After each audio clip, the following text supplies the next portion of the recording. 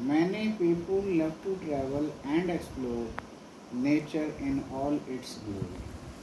बहुत से लोग पसंद करते हैं यात्रा करना और प्रकृति की खोज करना. Why do you think people want to travel to places? आप क्या सोचते हैं कि लोग क्यों जगह जगह की यात्रा करते हैं? That are known for their natural beauty. ऐसी जगहों की यात्रा जो अपनी प्राकृतिक सुंदरता के लिए जानी जाती है. Share your response in class. कक्षा में अपने उत्तर, अपने विचार बताइए. Reading. Read this passage that describes the experience of the narrator during a visit to a steep shrine on a mountain top in Sri Lanka. ये कहानी बताती है एक्सपीरियंस के बारे में, जिसने यात्रा करी है उस लेखक के एक्सपीरियंस के बारे में, जो गया था एक पवित्र तीर्थ पर जो कि एक पहाड़ की चोटी पर स्थित है श्रीलंका में. Experience the narrator's rich descriptions of the beauty that surrounds her and learn about her feelings during the visit.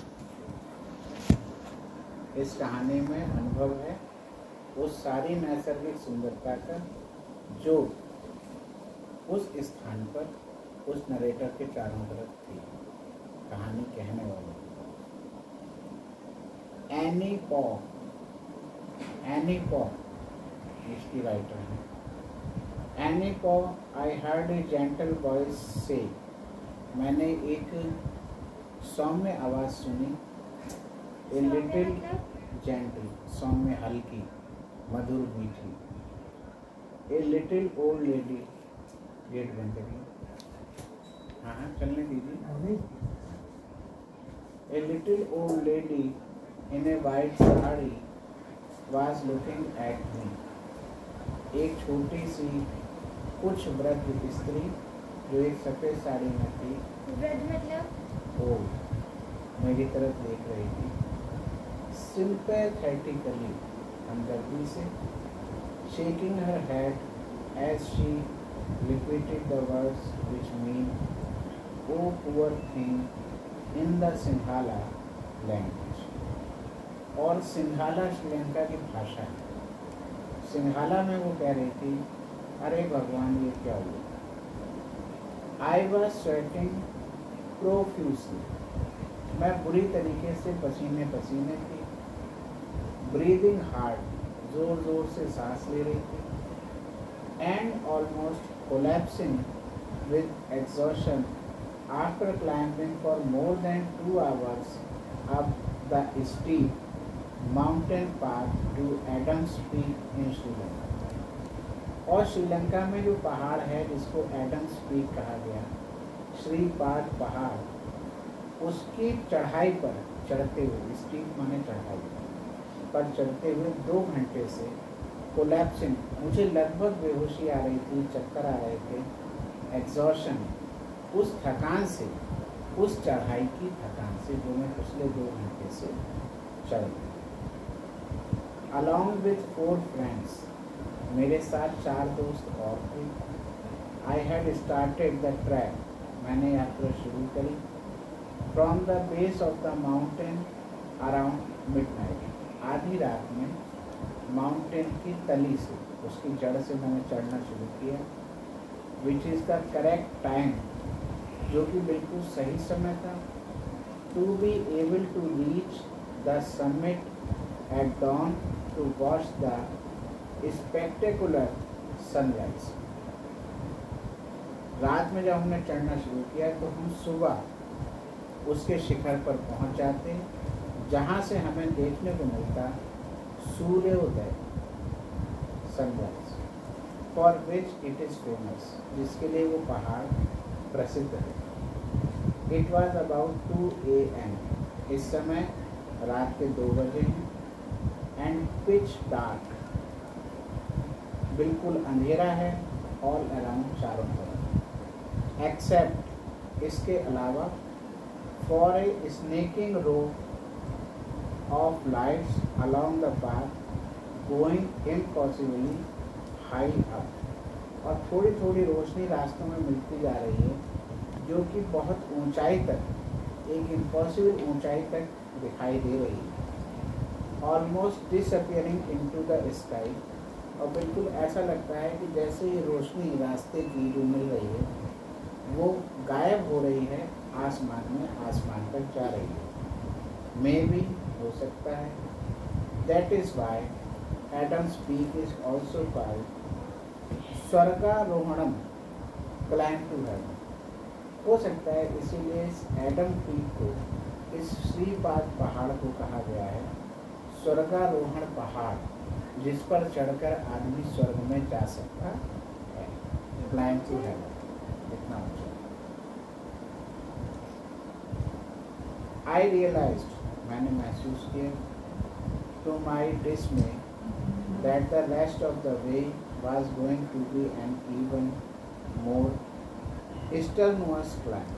मैंने महसूस किया कि आगे का जो रास्ता बचा हुआ है उसके लिए, पार करने के लिए बहुत ज़्यादा प्रयासों और ऊर्जा की आवश्यकता है. Effort and energy. Almost vertical stairway, ये बिल्कुल सीधी चढ़ाई है. टू द माउंटेन टॉप, पहाड़ की चोटी की तरफ. मोस्ट पिलग्रिम्स, बहुत सारे तीर्थ स्थान, who came to this sacred mountain, जो इस पवित्र पहाड़ पर हैं, may have done this marathon 2243 metre climb many times, but for me and my companions it was an experience of a lifetime, one of the toughest.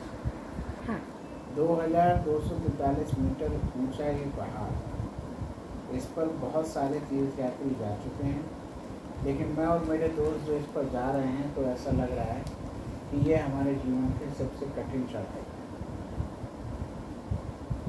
Adams peak is known by a number of names in Sri Lanka. It is a pilgrimage, ये तीर्थ स्थान है, for people of many religious because of a footprint shaped carving on a rock at the summit which is worshipped by all. इसकी चोटी पर एक ऐसा पैर का निशान बना हुआ है जो ये माना जाता है कि ये भगवान का निशान है. कौन से भगवान? फॉर बुद्धिस्ट, बौद्ध लोगों के लिए इट इज श्रीपद, ये बुद्ध भगवान के पैर का निशान है. The foot of the Buddha, Hindus consider it Shiva Padam, हिंदुओं के लिए भगवान शिव के पैर का निशान है. The footprint of Shiva, while Muslims and Christians consider it to be the footprint of Adam. मुस्लिम और क्रिश्चियन ये कहते हैं कि ये उनके भगवान के पैर का निशान है, from which it has its English name. इसीलिए इसे इंग्लिश में एडम्स पीक कहा जाता है. इंटरेस्टिंगली, रुचिकर बात ये है, the mountain is also the migration route for butterflies. ये तितलियों के लिए भी एक माइग्रेशन का मतलब होता है पलायन या चेंज ओवर करने का स्थान है.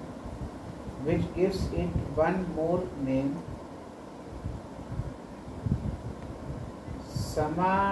समान अलकनंदा, मीनिंग बटरफ्लाई माउंटेन.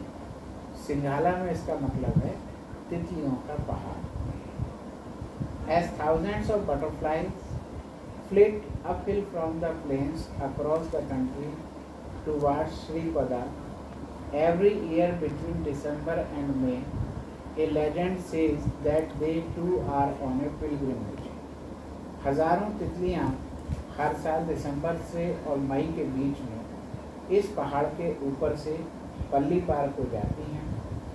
लोग कहते हैं कि ये तितलियों का भी तीर्थ स्थान है. It is an extraordinary site, ये एक असाधारण दृश्य है. दैट पीपल से looks almost like a light hello straw. Hello storm का मतलब है storm in which small balls of ice fall like rain, जैसे कि बर्फ की तूफान आ गया और छोटे छोटे बर्फ के गोले गिर रहे हैं। मोर देन 60 स्पीसीज, 60 से ज़्यादा ऐसी प्रजातियाँ make this long annual journey, इस वार्षिक यात्रा को करते हैं। Some of them are the larger varieties such as the great orange tip, the lemon emigrant and the common albatross, which are pale colored with fast and strong flight. ये तितलियों की प्रजातियों के नाम लिखे हुए हैं। Some are tiny ones that fly weakly and are dark colored such as the quaker of the common hedge blue.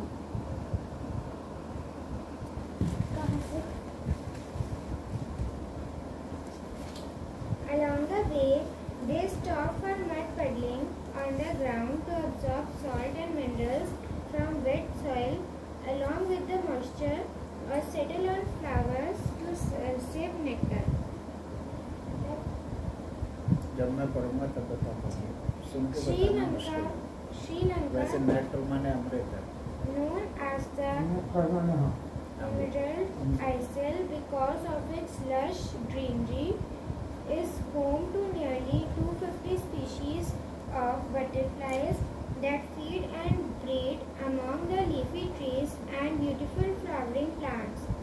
Adams Peak, too, is covered with greenery and is one of the tallest mountains in the island country. Standing on its own a little away from the other hill ranges of the area. It looks like a massive cone pointing to the sky. The pilgrim's path along the mountainside is made up of thousands of stairs, and it takes about 5 hours to reach the peak. From the base to about the midpoint, the slope was relatively less steep than the upper half. Yet, in just 2 hours, I was completely tired out, wondering how I would ever get to the top. Thankfully, there were small tea shops along the way for weary trekkers like me to rest for a while and revive after a sweet drink and snack. As my companions and I inched our way up the steps, the first pre-dawn light brought a beautiful misty glow all around.